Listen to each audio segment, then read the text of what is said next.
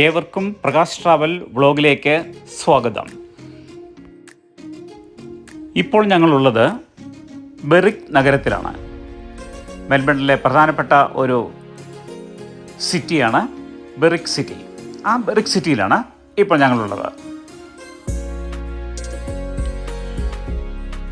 ഞങ്ങളിപ്പോൾ ബെറിക് സിറ്റിയിൽ നിന്ന് മെൽബണിൽ തന്നെയുള്ള ഡോണിബ്രൂക്കിലേക്ക് യാത്രയാകാണ്. ഡോണിബ്രൂക്കിലേക്കുള്ള യാത്രയിൽ അല്പസമയം വിശ്രമിക്കുന്നതിന് വേണ്ടി ഇപ്പോൾ ഈ ബെറിക് സിറ്റിയിൽ തങ്ങിയിരിക്കുകയാണ്.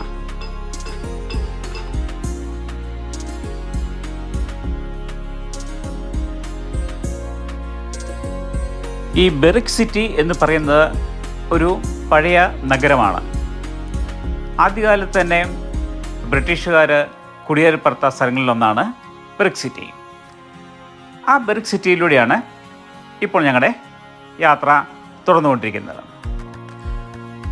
പുതിയ റോഡുകളുടെയൊക്കെ നിർമ്മാണം നടന്നുകൊണ്ടിരിക്കുകയാണ്. അതിനുള്ള വൻ മെഷീനറികളൊക്കെയാണ് നമ്മൾ ഇപ്പോൾ കാണുന്നത്.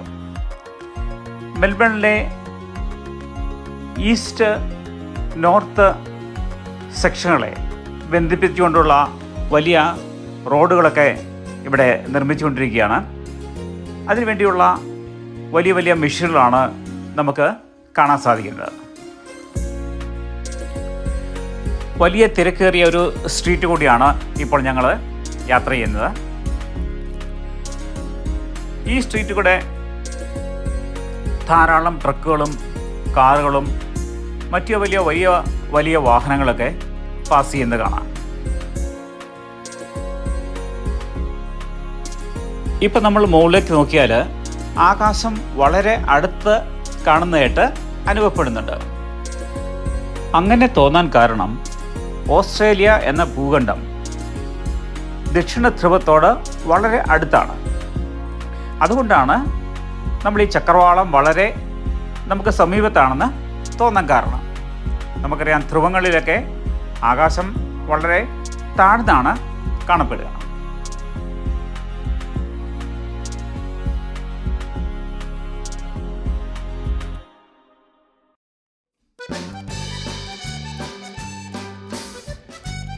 അന്തരീക്ഷം ഇപ്പോൾ ഏറെക്കുറെ ക്ലൗഡിയാണ്.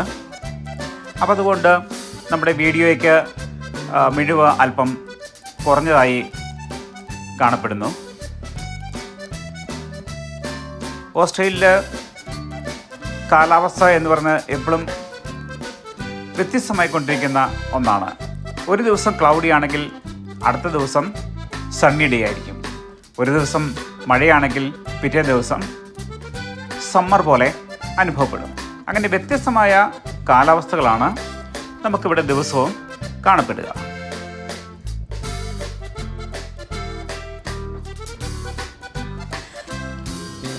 അപ്പോൾ ഞങ്ങളങ്ങനെ യാത്ര തുടർന്നുകൊണ്ടിരിക്കുകയാണ്. പല പ്രധാന വീഥികളും ടൗണുകളൊക്കെ കടന്ന് യാത്ര ചെയ്തുകൊണ്ടിരിക്കുകയാണ്. ഇപ്പോൾ കടന്നു പോകുന്ന ഒരു പ്രധാനപ്പെട്ട സ്ട്രീറ്റാണ്. ഒരു 8 ലൈൻ റോഡാണ്. ഇപ്പോൾ ഒരു ജംഗ്ഷനിൽ വന്ന് ഞങ്ങൾ നിൽക്കുകയാണ്. ഇതാ ഈ തൊട്ട് മുന്നിൽ കാണുന്നത് ആ കാറിൻ്റെ നെയിം ബോർഡ് ശ്രദ്ധിച്ചാൽ കാണാം, കൊച്ചി 1 എന്നാണ് എഴുതിയിരിക്കുന്നത്.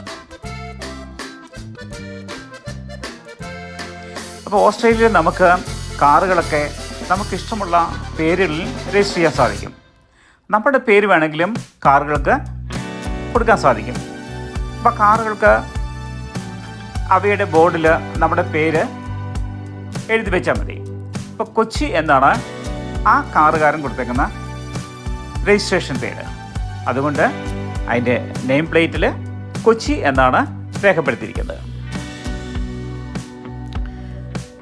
ഇപ്പോൾ സമയം ഏതാണ്ട് സന്ധ്യയാറായിട്ടുണ്ട്. അപ്പോൾ ഞങ്ങളുടെ യാത്ര തുടർന്നുകൊണ്ടിരിക്കുകയാണ്. ഇതാ ഒരു ട്രാമാണ് കടന്നു പോകുന്നത്. നമ്മളൊരു സിറ്റി കൂടെ യാത്ര ചെയ്തുകൊണ്ടിരിക്കുകയാണ്. ആ സിറ്റിയിൽ കൂടെ ധാരാളം ട്രാമുകളുള്ള ഒരു സിറ്റിയാണ്.